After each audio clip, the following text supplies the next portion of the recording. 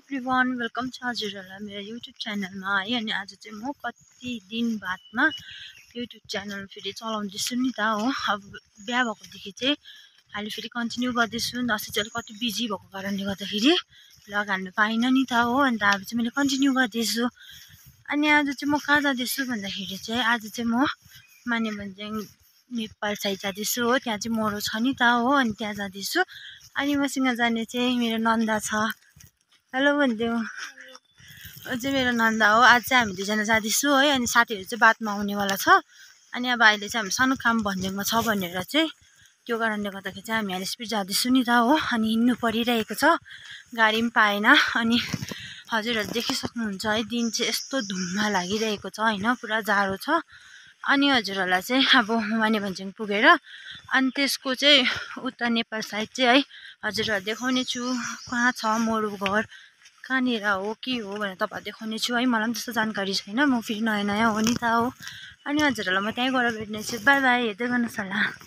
यहाँ चाहिँ छ नेपालको बोर्डर है। अनि अब चाहिँ हामी यो तेर्सो लाग्नुपर्ने हुन्छ नेपाल साइड। चाहिँ अब नेटवर्कहरू सब बन्द भएको हुन्छ हो। अनि हजुरहरूले हेर्न सक्नुहुन्छ 6 घडी जाने बाटो चाहिँ यो हो नेपाल साइड है। अनि यस्तो अप्ठ्यारो बाटो छ है, त भिडभाडा यस्तो अप्ठ्यारो बाटो छ। हालतको रहेछ जो चाहिँ हो हामीलाई चाहिँ गाडी फिक्स गर्दै थियो। अनि त्यहाँ चाहिँ अलिकति सबैजना डराउने भयो नि त, यो बाटो यस्तो अप्ठ्यारो भएको कारणले चाहिँ उकालो जानुको लागि हो यस्तो रहेछ बाटो चाहिँ। अनि अहिले चाहिँ मेरो नेटवर्कहरू सब छ्यापछिप भइसकेको छ हो। अनि नेपाल साइड आएको नि त हामी। अनि त्यहाँ छ आधी मान्छे चाहिँ ऊ पर्खिरहेछ गाडीको लागि। अनि चाहिँ यहाँनिर म रोज चाहिँ हिँड्दैछु। आधी माथि गइसक्यो, हामी चाहिँ नसकेर साह्रो परेर हिँड्दैछु। अनि हजुरहरूलाई म के कसो हुन्छ भन्दै जान्छु, हेर्दै गर्नुहोस् होला। यस्तो अप्ठ्यारो बाटोमा चाहिँ है घोडा चाहिँ हिँडाउँदो रहेछ। घोडा हिँड्ने बाटो, हामी मान्छे हिँडिरहेछ। तिमी मेरो युट्युब च्यानलमा के भनिदेऊ? सब्सक्राइब गरिदिनुहोस् काकीको च्यानल, काकीको च्यानलमा।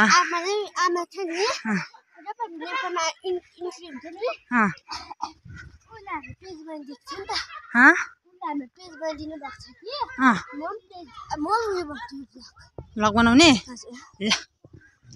अनि हजुरहरू देख्न सक्नुहुन्छ यहाँ चाहिँ यस्तो दामी भ्यू होइन। अनि जो चाहिँ सागसब्जीहरू रोपेको रहेछ नि त मजाले हो। अनि कस्तो दामी यहाँ कोपीहरूदेखिको लिएर बिटहरू हो, दामी दामी सब्जीहरू रोपेको रहेछ।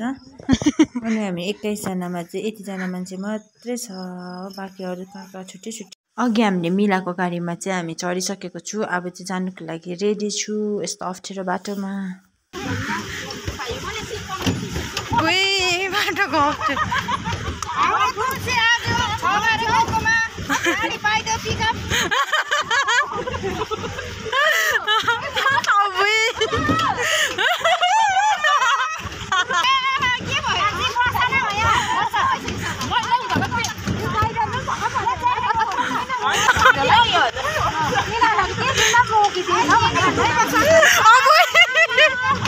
साथीपाटीहरू चाहिँ माथि बसिरहेको छ, उयो माथि हो।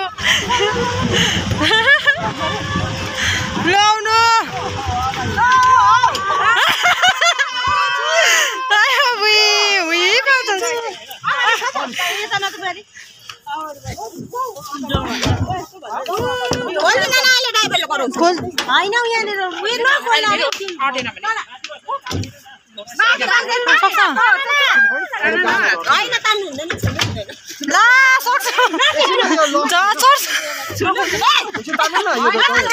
सरी हौ, त्यसैकै चढ्नु अरे हौ।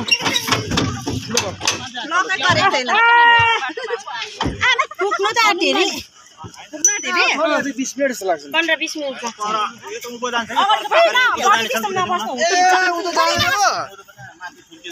घुम्के पो जाने। अगाडि जानु पर्ने हाम्रो कमरेड चाहिँ। कमरेड त के खालको रहेछ? म डर लाग्यो। के सर हो बसेको हेर न। तुमलिङ पो भन्छ।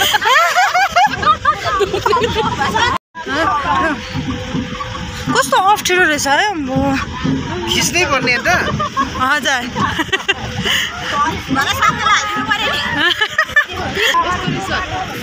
बडी फिरेर डराउँदैन परे त। एक दिन त जानु नै पर्छ कस्तो सानो बाटो रहेछ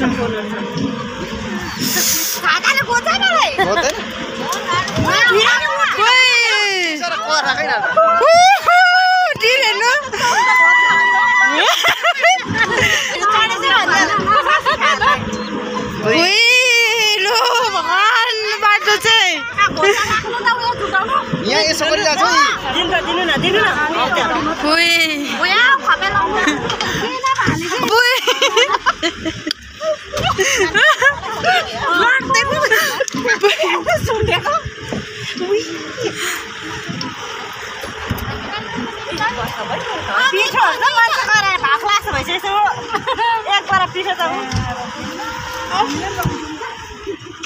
साथी चढ्यो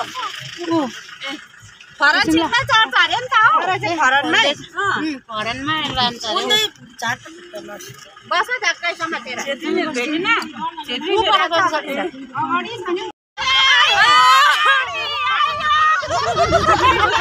यहाँ हाम्रो सेकेन्ड पार्टहरु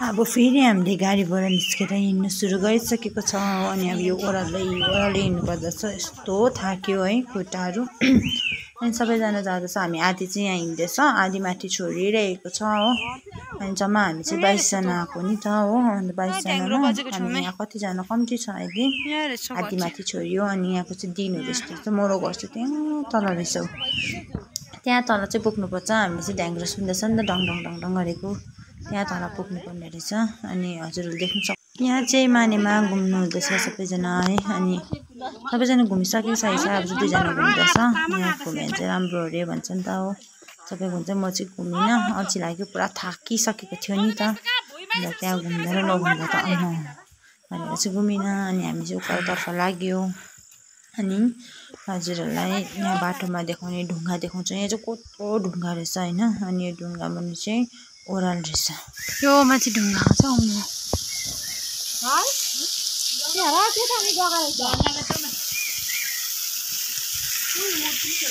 हत्तु भयो थाकेर है हेर्नुहोस् त मेरो गालाहरू सब रातो भएछ अनि आजको भिडियो यति नै थियो म फाइनली घर पनि अब पुग्न आँटिसकेको छु अनि मेरो भिडियोलाई नबिर्सिकन लाइक शेयर कमेन्ट अनि सब्सक्राइब गर्न नबिर्सिदिनुहोस् होला।